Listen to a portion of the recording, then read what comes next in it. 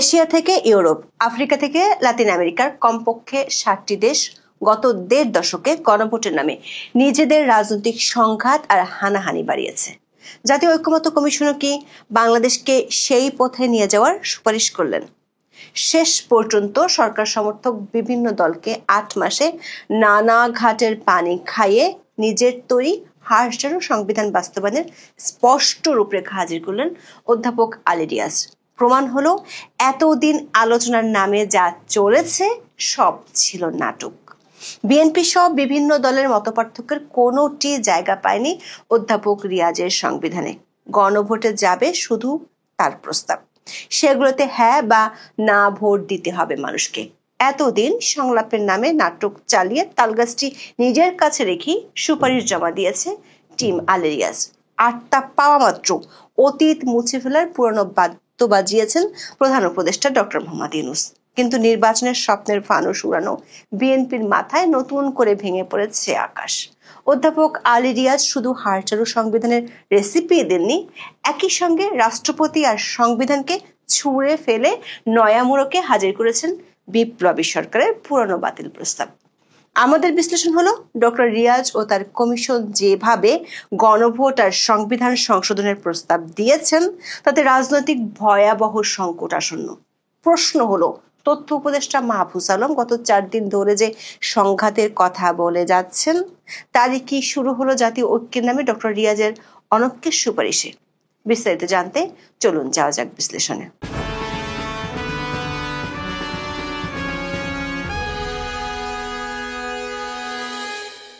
গত 1 বছরে জুলাই সনদ নিয়ে কম কসরত হয়নি।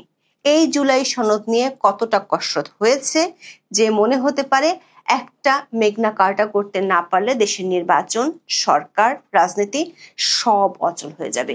3টি ধারাবাহিক পর্বে এই সনদের কসরত ছিল বেশ উপভোগ্য। প্রায় দেখা গেছে আজ যিনি পক্ষে কাল চলে গেছেন বিপক্ষে, আবার তাকে বুঝিয়ে নিমরাজি করানো হলো। 17 অক্টোবর সনদে স্বাক্ষর হলো, ঝুলেছিল বাস্তবায়নের পদ্ধতি। বাস্তবায়নের উপায় সম্পর্কিত সুপারিশ 28 অক্টোবর প্রধান উপদেষ্টা ডক্টর মোহাম্মদ ইউনূসের কাছে হস্তান্তর করে ঐক্যমত্য কমিশন। যমুনায় দুপুরে সেই সুপারিশ পেয়ে অধ্যাপক ইউনূসের উচ্ছ্বাস ছিল চোখে পড়ার মতো। বছরখানেক আগে রিসেট বাটনে অতীত মুছে ফেলার ঘোষণা দেয়াটি যে নিছক কথার কথা ছিল না তা আবারও পরিষ্কার হয় তার কথায়। দিনটিকে ঐতিহাসিক আখ্যায়িত করে বলেন, জুলাই সনদের বাস্তবায়নের প্রক্রিয়া ঐতিহাসিক একটি পরিবর্তন।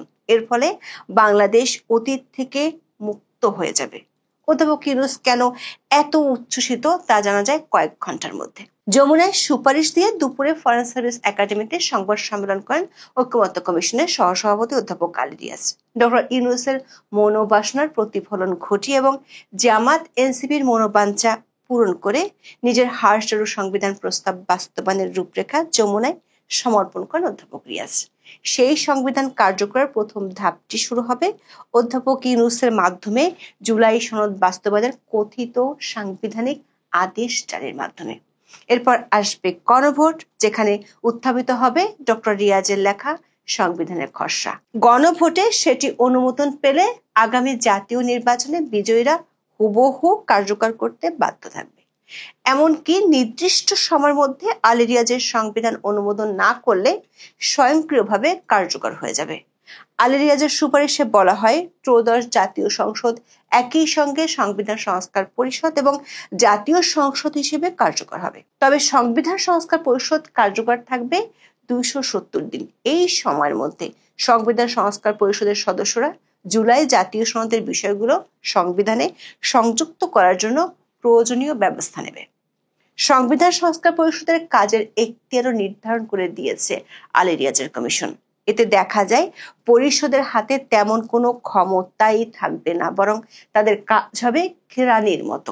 আলী রিয়াজ বলেছেন, ঐক্যমত্য কমিশনের প্রস্তাবের মূল স্পেট বা বিষয়ের বাইরে কোনো কাজ করার এখতিয়ার তাদের থাকবে না। আবার এই কাজটি করতে হবে নতুন সংসদ গঠনের 270 দিনের মধ্যে। এই সময়সীমা পার হয়ে গেলে স্বয়ংক্রিয়ভাবে নতুন সংবিধান কার্যকর হয়ে যাবে। এর অর্থ হলো আলী রিয়াজের কমিশন দেশের জনগণের ভোটের রায়, জনপ্রতিনিধিদের মতামত কিংবা জাতীয় সংসদ সব কিছুকে তুচ্ছ জ্ঞান করার এক অদ্ভুত পরামর্শ দিয়ে রেখেছে। বিএনপি নেতা সালাউদ্দিন আহমেদ বিষয়টি দেখছেন হাস্যকর ব্যাপার হিসেবে। জনাব আহমেদ সংবিধান সংশোধনের যথাযথ প্রক্রিয়া মনে করিয়ে দিয়ে বলেছেন, সংবিধান সংশোধন হোক বা অন্য আইন, পরীক্ষায় অটো পাসের মতো কোনো বিষয় তো সংবিধানে থাকতে পারে না। দর্শক, ঐকমত্য কমিশনের যে ধারাবাহিক কেচ্ছা তার একটি বিরাট অংশ জুড়ে ছিল নোট অফ ডিসেন্ট। মানে রিয়াজ কমিশন যেসব প্রস্তাব করেছিল তার অনেকগুলোতে আপত্তি দেয় বিভিন্ন রাজনৈতিক দল। সনদে যে 84টি প্রস্তাব আছে তার মাত্র 27টিতে ঐকমত্য কমিশনে অংশ নেওয়া সবকটি দল একমত হয়েছে। বাকি প্রস্তাবগুলোতে কোনো না কোনো রাজনৈতিক দল আপত্তি জানিয়েছে।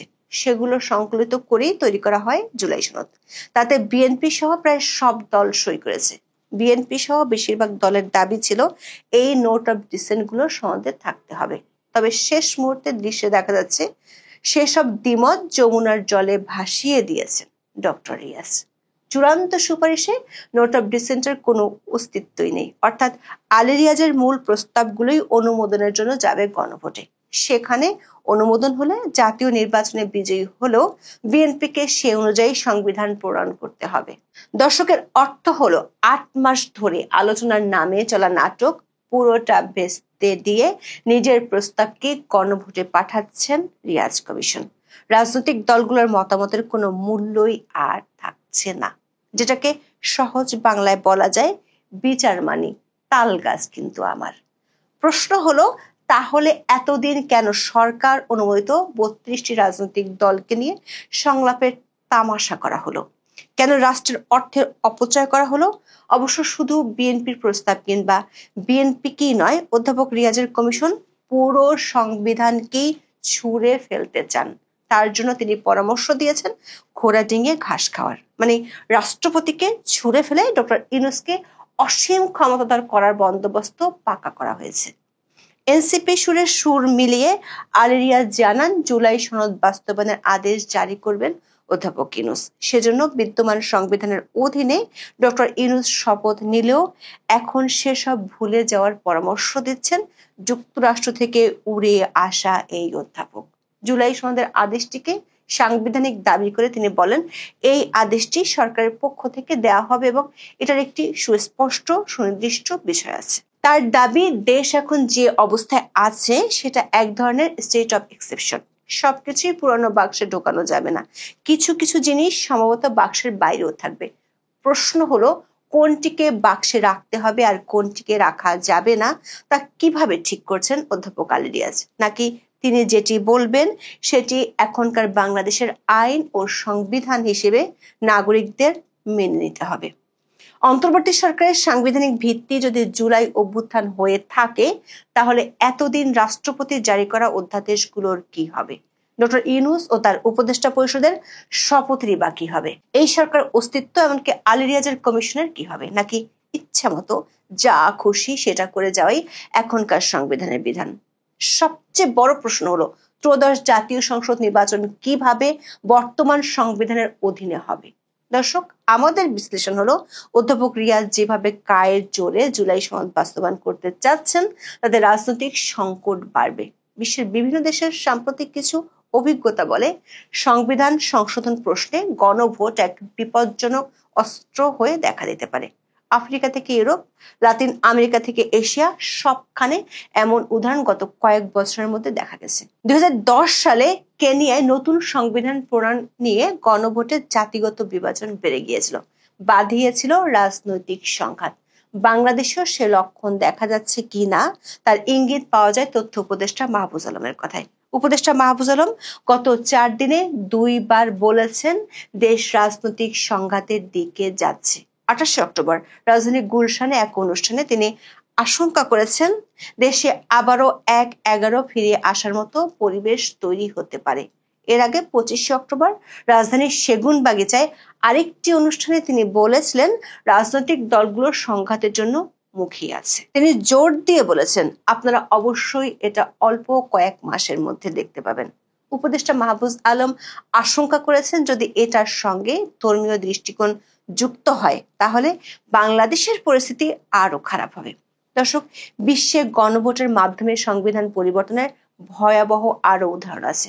2016 সালে ব্রেক্সিট গণভোট যুক্তরাজ্যকে সংসদীয় অচলাবস্থা, মন্ত্রিসভার পতন এবং অর্থনৈতিক অনিশ্চয়তার দিকে ঠেলে দিয়েছিল। 2017 সালে স্পেনের কাতালান অঞ্চলের একতরফাভাবে আয়োজিত গণভোট সাংবিধানিক সংকট, রাজনৈতিক নেতাদের গ্রেফতার এবং অস্থিরতা সৃষ্টি করেছিল। 2022 সালে চিলির সংবিধান পুনর্লিখন নিয়ে মানুষের মধ্যে এতটা বিভ্রান্তি তৈরি হয়েছিল যে 78% ভোটার সব প্রস্তাব প্রত্যাখ্যান করেছিলেন, আর তাতে দেশটিকে সাংবিধানিক শূন্যতার দিকে ঠেলে দিয়েছিল। একইভাবে 2016 সালে থাইল্যান্ডে গণভোট দেশটির মানুষ প্রত্যাখ্যান করেছিল। শ্রীলঙ্কায়ও 2015 সালে সংবিধান সংশোধনী নিয়ে গণভোট ভেস্তে গিয়েছিল। 2022-23 সালে লাতিন আমেরিকার দেশ চিলির অভিজ্ঞতা থেকে দেখা যায় 2 দফা রেফারেন্ডামের পরও নতুন সংবিধান প্রণয়ন করা সম্ভব হয়নি। উল্টো তৈরি হয়েছিল জাতীয় বিভাজন। আশঙ্কার বিষয় হলো অধ্যাপক আলী রিয়াজের নেতৃত্বে ঐকমত্য কমিশনও কি শেষ পর্যন্ত তেমন পথেই বাংলাদেশকে নিয়ে যাচ্ছেন। বিএনপি নেতা সালাউদ্দিন আহমেদ অবশ্য আমাদের এই আশঙ্কাকে বলছেন বাস্তবতা। জুলাই সনদ বাস্তবায়নের চূড়ান্ত সুপারিশের প্রাথমিক প্রতিক্রিয়ায় সালাউদ্দিন কমিশনকে বেশ কটাক্ষ করে বক্তব্য দিয়েছেন। তিনি কমিশনকে 2 বার ধন্যবাদ দিয়েছেন। প্রথম ধন্যবাদটি এই জন্য যে কমিশন শেষ পর্যন্ত তাদের কাজ শেষ করতে পেরেছে, আর দ্বিতীয় ধন্যবাদটি দিয়েছেন সুপারিশের মাধ্যমে জাতীয় ঐকমত্য কমিশন জাতীয় ঐক্য প্রতিষ্ঠার বদলে জাতীয় অনৈক্য প্রতিষ্ঠার একটি প্রচেষ্টা নেয়ার জন্য। দর্শক, আলী রিয়াজের সুপারিশে নির্বাচনের স্বপ্নে বিভোর বিএনপির মাথায় আকাশ ভেঙে পড়েছে। দলের নেতা সালাউদ্দিন আহমেদ আক্ষেপ ভরা কণ্ঠে এখন বলছেন, এখানে একটা নতুন বিষয় সংযুক্ত করা হয়েছে যে সংবিধান সংস্কার পরিষদের নামে একটা আইডিয়া এখানে সংযুক্ত করা হয়েছে, যেটা আগে জাতীয় ঐকমত্য কমিশনে কখনো টেবিলে ছিল না, আলোচিত হয়নি, এ বিষয়ে কোনো ঐকমত্য হয়নি। দর্শক, প্রশ্ন হলো, তীরে এসে তরি ডুবে যাওয়ার অবস্থায় পড়া বিএনপি কি আদৌ নতুন কিছু জানার সুযোগ পাবে? সুপারিশ পেয়ে অধ্যাপক ইউনূস যেখানে বাস্তবায়নের প্রস্তুতি নিয়ে ফেলেছেন, সেই আদেশটি ঘোষণা হলে কি করে ঠেকাবে বিএনপি? নাকি আবারও অসহায় আত্মসমর্পণ করে তারা আলী রিয়াজের হাড়সরু সংবিধান বাস্তবায়নের ভার তুলে নেবে নিজেদের কাঁধে? এখন এই পর্যন্ত। সবাই ভালো থাকুন, সুস্থ থাকুন, নিরাপদে থাকুন। দেখা হবে আগামী পর্বে।